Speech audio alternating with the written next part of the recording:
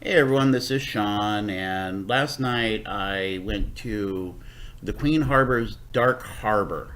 It was really cool, Halloween type atmosphere. Had a lot of mazes, scare zones, different acts, and I had a lot of fun there. Had a lot of fun. Met up with some Knott's Berry Farm folks and had a really good time. Today's video is actually going to be a review of that. And it's a review of the kind of fun I had over there. Yesterday, I'm pulling up my notes here. I apologize. Yesterday, there was a lot of different mazes. There was 6 total mazes I had, and I'm actually going to cover one by one through each one of them and what I thought. My favorite maze out of all of them, I want to say, was Dead Rise. It's called Dead Rise. It was very well put together. It was laid out very well, and it was a very good maze. I gave that one an A. Next one was Lullaby. Lullaby was Scary Mary, and it was really nicely put together. A lot of these mazes also, there was a lot of them were part of the Queen Mary, which I thought was actually a really good touch. They actually utilized the Queen Mary, used a lot of areas of the Queen Mary. Haven't been on the Queen Mary in quite some time, so it was actually really cool to be on there. Circus was actually really good. I gave that one a B plus, not quite an A. Very tight squeeze on a lot of areas. It was very difficult to get through some areas, but it kind of gave you the old school haunted house type feel with the sliding floors and things like that. So it was really fun. I liked that. I gave that one a B plus. Soulmate was another one. I gave that one another B plus. Same thing. The design was very nice. But I just thought it was lacking on a couple things, so I gave that one a B plus. And I'm probably going to get a lot of heat on one of the next mazes, but I'm going to go ahead and tell you the reason why. Intrepid was another one. That was the first maze I actually went to. Intrepid, I was expecting quite a bit better. Um, it was okay. It was just, to me, it was just very basic. I just expected more. Um, I gave that one a C on that one. And the one that I just simply did not like was B340. It was very similar to, you walked in and you kind of walked in there, and then you kind of hear the nurse saying that, make sure you take your medications and things like that. And it just, I don't know, I just wasn't a fan of it. Um, there were some pros and cons of Dark Harbor. One of the pros was the front of the line type pass that they have. It was definitely beneficial, especially going there. I could only imagine what it's going to be like this coming weekend here, for Halloween weekend. It's going to probably be very packed, so if you are considering going, please spend a little extra cash and make sure you do that.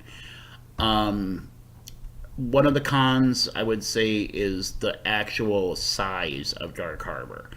Um, it it's a very limited spaced area, and without the Queen Mary, they would not have been able to pull it off. I don't know, I just didn't like the whole way it was set up, and I wasn't a fan of um, everything so congested together.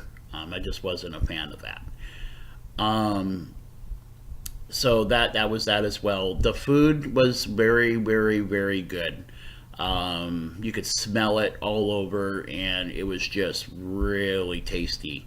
They were grilling peppers and onions and things like that. So it was very good. Um, The drinks, of course, like anything else, it's big, very high priced. So that was one of the flaws. Of course, I wasn't a fan of paying $5 for a bottle of soda.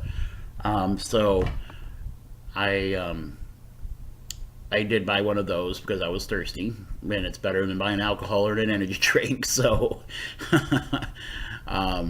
that was that. But the highlight of the night, without question, was the sliders. And what it was very special last night because sliders from three different places, including Halloween Horror Nights and Universal Studios, Dark Harbor, and Not Scary Farm, were there all at the same time.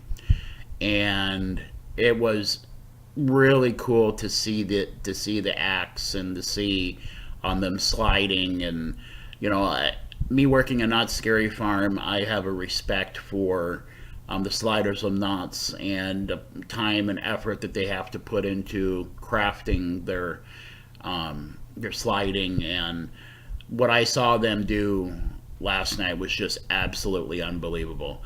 From what I understood from talking to some of the people there at Dark Harbor, the record for jumping over bodies was 12 people. And last night, one of the sliders attempted to tie it, and unfortunately, he was not successful. He got very close. I want to say maybe a couple inches away, but he ran, slid, then jumped from his knees to try to jump over all 12 people, and just missed it. But it was really cool to see all the